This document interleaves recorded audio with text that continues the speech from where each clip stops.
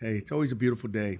Well, I appreciate you guys taking the time to come to, I guess, our signing day in December. A little ceremony here, but, obviously an uneventful day. Signed 16 players that we planned on signing today.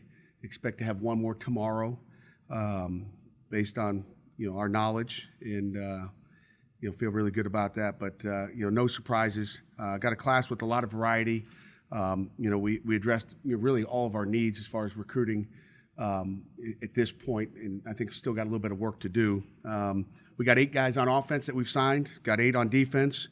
When you look at just the different positions, when you talk O-line, D-line, big skill as far as running backs and linebackers, and talk about the skill, which is receivers, DBs. We got really 5 power, so we got 5 guys up front. Got 6 big skill guys and 5 skill guys, so pretty good balance in really what we needed. Again, one of the most amazing things, and I think the most we've ever had, was 3 mid-year guys, but we've got 7 mid-year signees. So we'll have 7 guys that you guys will be able to interview during spring ball and even probably in the first week of classes if EJ can get that set up. But 5 mid-year guys: Aiden Hedingham, Solomon DeShields, Israel or Izzy, Abanikanda, AJ Roberts, Buddy Mack, Lucas Kroll, and Daniel Moraga. So those are the mid-year guys that we'll have immediately, which, I think anytime you can bring those guys in mid-year and having a chance to get around our guys, our offense, our defense, and special teams for Coach Powell, it just gives those guys an extra advantage, not only to make an impact, on the field, as young players, but it also gives them a chance to get acquainted with the academic rigors of the University of Pittsburgh without having a full 12-game regular season on top of your shoulders. So we're excited about that. Again, of those 16, got really kids from 10 different states, which is amazing how far we've spread to find this class, and really 7 from our backyard. And when I talk backyard, those bordering states. Obviously, it starts with the state of Pennsylvania, which is the most important, and especially Western Pennsylvania. But, you got Ohio, New Jersey, the Maryland, D.C., New York areas are places that are awful important to us. So we want to recruit our backyard hard. Got 7 there. PA, obviously, Dayon Hayes. Ohio, Branson Taylor and Bengali Kamara. New York, already talked about Izzy, Bandakanda, and A.J. Roberts. New York, Solomon DeShields. And from Maryland, Michael Statham. So those are our backyard guys. Excited about them. And then the other guys we got 4 guys from Florida, which we've hit in Florida, really hard with Aiden Hedingham, Javonte Royal, Sam Williams, and Emmanuel JoJo Belgrave. We've got 2 from Georgia, Jalen Barden and Hunter Sellers. California, Daniel Moraga again, and then Kansas, Lucas Kroll, and then 1 South Carolina player in Buddy Mack. Okay, again, 13 of these 16 have been really summer visits for us. And, when you look at that summer visits, the summer visits have been outstanding for us. I think it's been an incredible rule for really everybody in the country to get this December signing. I think without the summer visits, it'd be hard to have a signing period in December. So, but 13 of them have been committed since July. And again, I thank those guys for their commitment and trust in us. Again, 11 team captains in this group. 4 of the 16 signees were able to attend summer camp this summer. Really 5 of them we saw in camps total when you think about some of the other camps we went to, but 4, which is really lower than normal. And, that kind of tells you where recruiting is going. And Chris, I know you're always interested in the recruiting trends, but, these juniors to be aren't camping anymore. And we have what we call Rising Star Camp, which is, we're trying to get all those young guys in there because that's when they're camping, but kids are no longer really, it seems, camping. So again, those 4 guys came to camp and got offers. We saw another guy down at the Georgia camp and got an offer from that one, which is 2 years in a row we've gotten somebody out of there. So I think that's significant.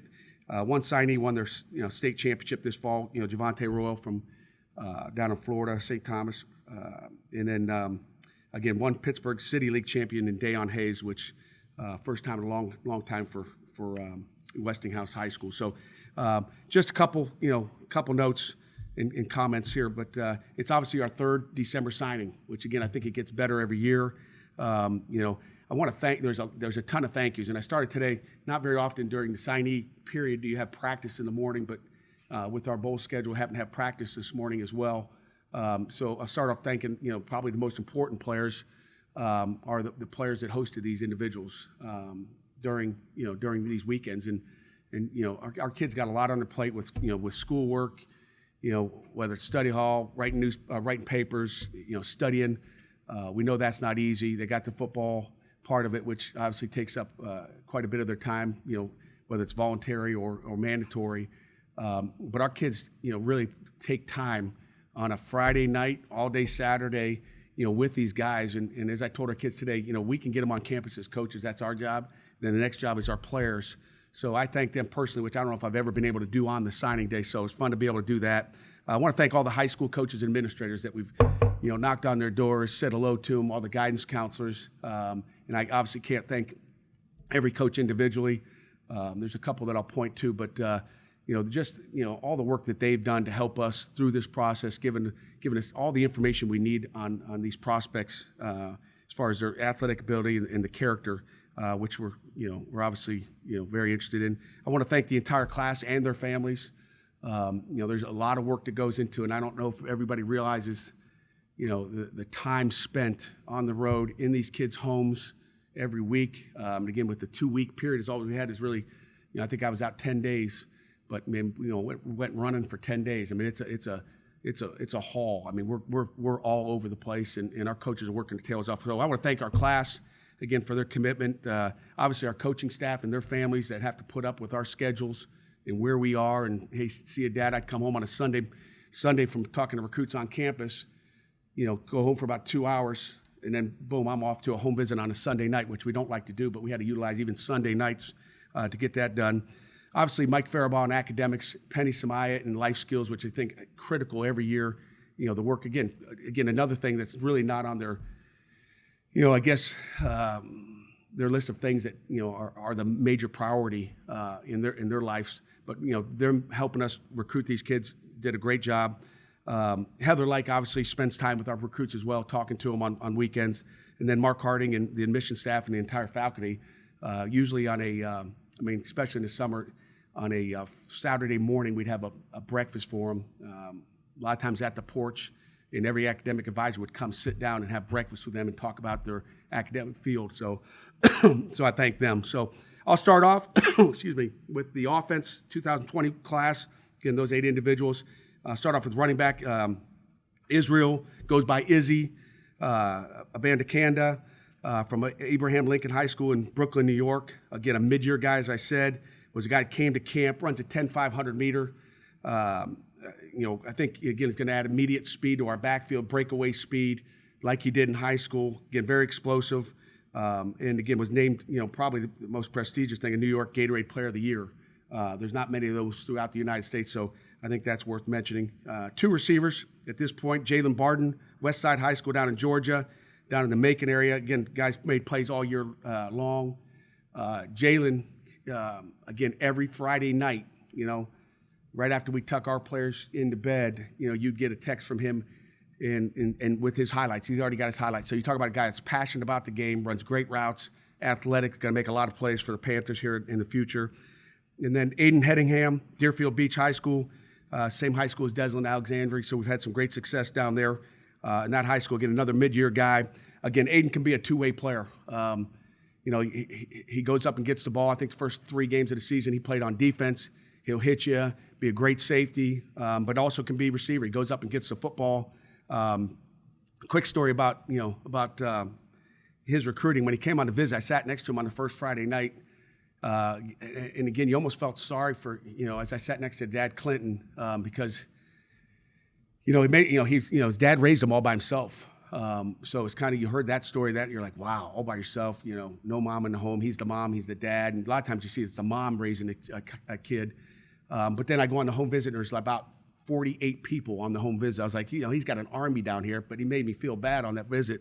But he's got a ton of support at home, and we're fired up about him coming to Pitt. Tight ends, as you know, we lose 2 senior tight ends. We've got 2 mid-year guys that we're excited about.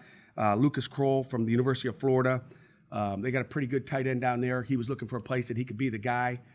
He's got obviously 1 year eligibility left, but Lucas is a big, tall guy. When he walks in, in the door, the first time you meet him, you're going to go, whoa. He's a great-looking kid. One of the interesting things about him is From the time I, talked to him on his trip, this guy's a football guy. He loves the game. He's very, very intelligent. He's on the leadership council down at the University of Florida, so he's one of their leaders. So I think we added another, older leader to this football team. And again, the most impressive thing, because he understands the game, is he talked a lot about special teams. Now, he wants to catch a lot of footballs, but he talked about special teams and wanting to be on every special team. So that's something that, a lot of young kids, especially freshmen coming in, don't talk about that. And again, all of our freshmen, we hope those other 15 or 14 of them, know how important the special teams are. Daniel Moraga from Ventura College in California, a guy that Tim Salem did a lot of work on, went out and got a lot of evaluation on him besides the videotape of just watching him run routes in practice and videotaping and being able to bring that back to our staff. Very athletic kid, runs great routes, and again, really raised by his older brother Joe the entire time, who's, when I say older brother, he might be 23 years old. So again, just great people, and we've done a lot of homework on him. Offensive line-wise, we've got two. The first one, from Elyria Catholic, Branson Taylor. Again, played 2 years of football, was a basketball guy. Went and watched him play basketball, at least in a practice, and just a phenomenal big athlete. And this guy's going to walk through the door, and he looks like they're supposed to, and just a super kid. And again, Branson's a guy that, probably the hardest coach he's got up in Elyria is his mother. I videoed a little bit of, the tape, just watching him move around on the court at a practice. I sent it to his mother, Heather, while I was, at the school. And, she texted me back, was kind of mad that he missed a layup. But just, I was like, I don't care if he scores any points. I just like how the way he moves on the court. But his mother's after him, like she's all looking about the points. And I think he put up last night or 2 nights ago 22 points and 15 rebounds. So, I mean, he's an explosive big man. He's got to be about 325 pounds. So we're happy to have him. Michael Statham from St. Francis Academy, won a lot of football games there. I think they lost one. I think they're top 5 in the country football programs. So we got a great kid there. I think when he first got here, he was about 365 pounds. I think he's down in the 330s now, but just a mountain of a man. He's my first commit since I've been here in 5 seasons. That committed in Heinz Field, in my office over at Heinz Field in the locker room. So I'll never forget him for that. But he's again, like all these guys, I mean, he stayed committed late in the game when a lot of people were knocking at his door trying to get in on him. So we're happy to have Michael. We've got one athlete, and again, you could throw him in the receiver category. I think he could play a lot of places on defense. Another mid-year, Solomon DeShields from Millville High School down in South Jersey. Again, like I said, he can play both ways. Going to start off on offense, I believe, if he wants to. But just a guy that every time you see him, he's got shoulders that look like this. I don't know what he's going to grow into, but he's athletic. He's fast. He ran a 10.800 meter. Which is a fast time for a big kid. So he's just not some skinny little receiver. He's a monster receiver. So happy about him. The 2020 defensive class, we've got added 3 defensive linemen, and again, all three of them defensive ends. Dayon Hayes from Westinghouse High School, again the number 1 target in PA, and you never get as many guys from PA as you want, but when you look at number 1 target. That's the guy we went after early, been on him for a while. Just an incredible young man. Last night, there's only one other guy that's ever texted me good night as much as he did. It was William Golston, who plays for the Buccaneers. But every night it's a good morning, or every night's a good night and a good morning in the morning. But, guy that FaceTimes you all the time, just an incredible young man that we're looking forward to having him on this football team. The next guy from Miami Southridge, Florida, Emmanuel Belgrave, goes by JoJo. Again, another guy, I don't know, maybe it's a defensive end, another guy that's FaceTiming you every week. Just love this kid as well. Again, you just build a lot of relationships with guys when you're on the phone, and he's a great communicator. And again, I've got to give a lot of credit to his high school defense coordinator, at least in his junior year, Philip Simpson. Coach Simpson really has done a great job with this kid of getting him where he needs to be and getting him to the University of Pittsburgh. So I got to thank him, and he's been the main guy. And again, we'll get into later things on him, but just did a tremendous job. Sam Williams, again from Calvary Christian High School down in Florida. Again, a really athletic guy, speed rush guy off the edge. and again, had an incredible year for his high school this year. Guy came on a unofficial visit with his mother, and then obviously came on an official visit after that. Guy we just kind of fell in love with. So we're excited about him. Linebackers got two. First one, Bengali Kamara, Akron East High School in Ohio. Again, came to camp, very athletic. You put on some of his high school tape, you go, that guy can come right now and play for you. He's physical, he's athletic, he's a great blitzer, and you guys know we like to blitz a little bit, so we're excited about having him. When we first recruited him, we thought maybe he's so athletic he could play strong safety. So a guy that we think can really play all three positions, but we think starting off as an outside linebacker. Next guy, linebacker, A.J. Roberts, Tottenville High School in Staten Island, New York. Again, another mid-year guy that we'll have him here. Again, another very athletic guy that can do it all. We're excited about his opportunity here at Pitt early. He's going to get that early shot to come find out again another guy athletically that can play all three positions. An interesting tidbit on him is his parents are not in Liberia right now, and they signed the papers from Liberia to get him here. So we didn't know how that was going to go with the email, and so he's a super kid that. We'll be here, come early January. Cornerbacks got two, again, two different styles, I think. The first one, Hunter Sellers from Woodward Academy in Georgia. Great to get a Georgia player up here, but very athletic, can play to the field, can play to the boundary. The most impressive thing about him is just an intelligent guy. When you sit and talk with him, you feel like you're talking to a third-year player in college. Again, I think he can play field and boundary corner. So we're excited about where he is and what he can do for this football team. And then the other one is Javonte Royal. Again, a 6'3", athletic guy, elite size for his position, at corner. So when you face some of those big wideouts, having a matchup like him on some of them. The guy that played a lot of defense as a junior, played a lot of offense as a senior for his high school. So I think he can do a lot of different things. You could call him a big athlete because I think, again, he could, if we needed help on offense, that guy could go over there and immediately help us there as well. Again, won a state championship, 14-0 at St. Thomas Aquinas. So, and then the last one is a safety position. So we took one safety, and when I say we took two corners, I mean those corners, can also play safety, especially the field safety position. But when you look at Buddy, a kid from Burns, South Carolina, Burns High School, which is one of the best high schools in the state of South Carolina. He's a physical guy. Again, mid-year guy, so he'll be here in January. We watched him at Georgia's camp last summer, so he's one of the guys we pulled out of there a year ago, kind of like Nate Temple a year ago. We think he can be a heck of a strong safety, takes great angles on the ball, will hit you. I just think for that boundary safety, he's a perfect fit there, so we're excited to have him as well. So enough of me talking. You probably got some questions on all these guys, so I'll open it up for questions. With Deion Hayes, when you tweeted out his signing this morning, you put in the tweet "hometown hero." How much was that a part of his recruitment, both in what you guys tried to say to him and what you think he was kind of interested in?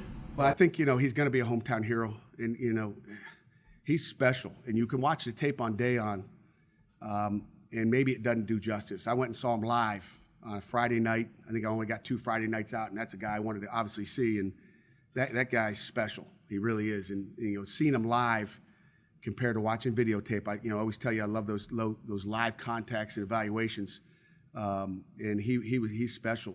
And again, I think all of our Pittsburgh guys are going to be hometown heroes. They're playing for their city. They're playing for the University of Pittsburgh.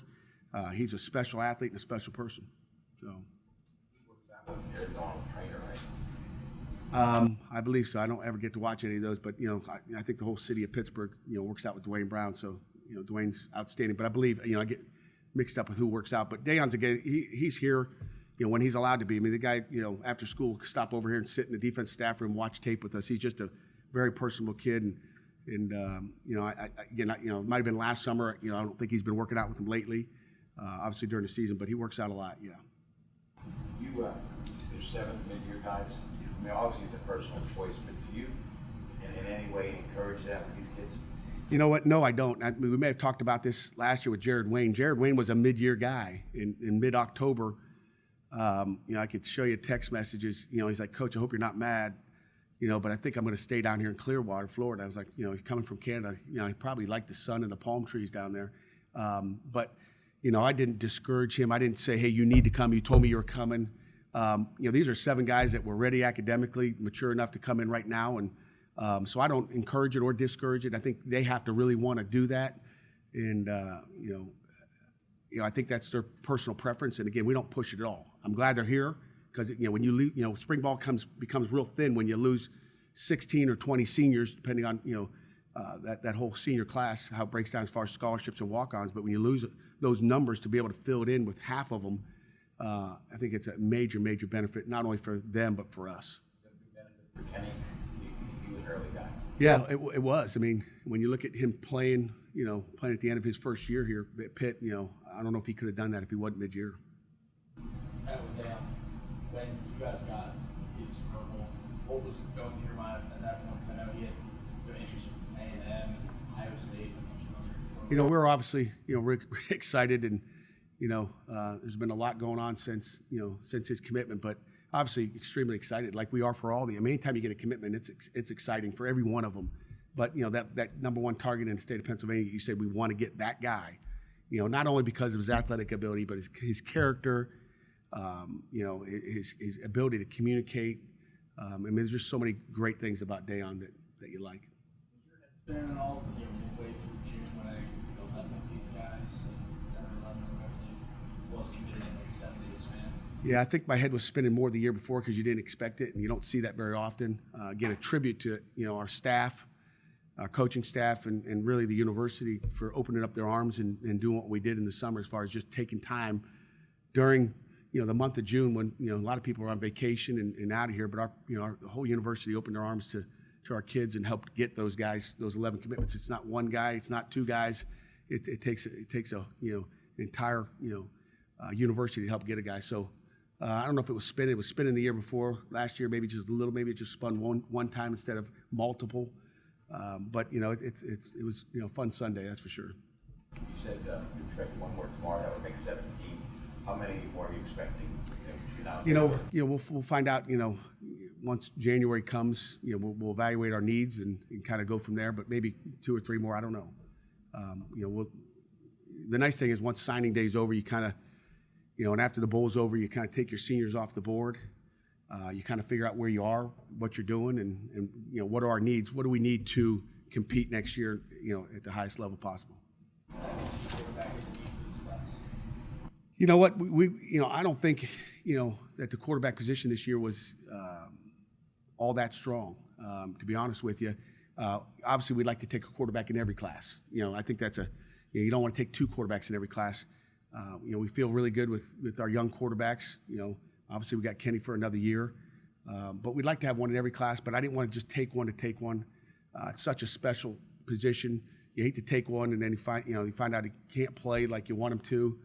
So we were really, really particular. We said if we're going to take one, we're going to take a great one. If you skip a year, it kind of gives some spread as far as having a redshirt freshman quarterback and then another guy, I guess a sophomore quarterback and then bringing in another guy. So we'll continue to evaluate that as we go on. But again, we were not desperate for one, but we always like one. So that's always been the rule of thumb, right? You got to get a quarterback every year. But has the equation changed? Yes. With how quarterbacks transfer? Yes, it really has. And that's why you want to get the right guy. It's not about getting a guy. And I've never been like that in recruiting. I mean, you have your needs and you say you want to take, 3 defensive ends or, 2 receivers. You like guys that can play multiple positions and help you a bunch of different ways. But, you'd like to get one. But, certainly with the way those guys transfer, that plays a part. That you want to make sure you get the right guy. And, again, it just wasn't a great quarterback year. I mean, from the very beginning, we were kind of like, where are they? What do we like? So I think that plays into that. Why are Robert parents in Liberia? They're from Liberia and, they're on vacation. They're doing what they do, maybe some work there. I didn't ask, really why, but I'm sure, again, being from there, that's probably why. You'll expect Lucas Kroll to contribute this season, but some of those other, the incoming freshman skill guys who are going to be here in the spring, like Honda or Barton, I mean, do you think those guys have the physical tools to help you as soon as this fall? No question about it. And again, the spring is really going to help them. Our fourth quarter workout being with Dave Andrews in strength for, the entire spring and summer. Don't forget, we usually get these guys, for summer school too. They're going to be here for 2 summer schools. Physically, they're going to develop. We're going to take a before picture when they get here in January, and then, we'll take one at the end of spring to see what these guys have done. But every one of these freshmen, if they're ready to go, we're going to play them. And, whether it's 4 games or 12, 13 games, 14 games, every one of those guys will have an opportunity to prove what they have this spring. And, so we'll find out, to say, hey, this guy I know is going to do it. It's hard to do that, I think, because, as soon as you say that, that's the guy it's not. I mean, you can't say that, one's gonna, one's not gonna. All 7 of those guys we expect to come in here and compete for playing time right away. That's why they're coming too. If you ask them, they're coming so they can play early. So what's your favorite story from the recruiting trail this year? Recruiting, I don't know, EJ. Favorite, again, there's so many great experiences you have. And again, as a head football coach, I get one time to go. So really every time you go into a home, there's something special about the family and the kid that you love. Trying to think. I had a lot of dinners. Speaking of dinners, maybe one of the things that stands out to me, usually, as a coach, you go in, you try to have a snack before you go in because you don't want to, sit there and scarf the food down. But probably one of the funny stories, and you guys always get a kick out of this guy, Turbo Tim Salem. Probably one of the funnier stories is, I'm kind of calm. I'm eating, a couple oxtails and some salmon, some Jamaican rice at Izzy's house. They made an incredible meal, which I had a ton of incredible meals throughout the month of December. But my man Salem loved those oxtails. Man, he was going after it. I mean, he had stuff all over his face. That's probably one of the funniest things I saw. He obviously didn't eat enough prior to going to that home visit. So he was having fun eating. I think he had his father was laughing. We were sitting on the couch after dinner. I think, Tim was about ready to fall asleep. I think he had a food buzz. So that might be the funniest stories, Salem getting after that oxtail and salmon.